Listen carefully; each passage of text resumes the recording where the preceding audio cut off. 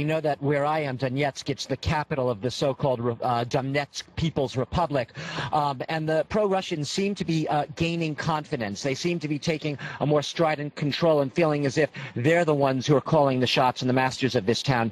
The violence yesterday scared a lot of people here, and it's left a lot of tension.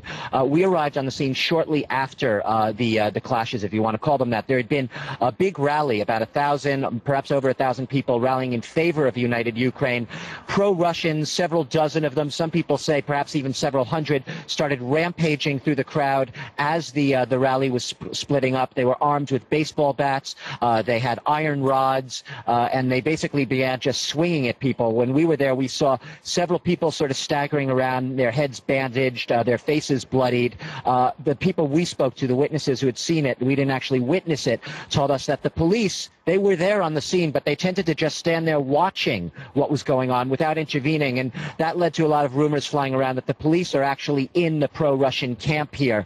But what I can tell you is afterwards, the Russians, they themselves, the pro-Russians, marched through the center of the town, chanting Russia, Russia, showing that they very much were in control at that hour. And in the late evening, you had a sort of a very tense atmosphere in the city because bands of pro-Russian groups were also sort of marching through the city center, chanting Russia, Russia. Some of them seemed like they'd been drinking a bit, but I can tell you a very tense mood here in Donetsk, the capital of this eastern region of Ukraine.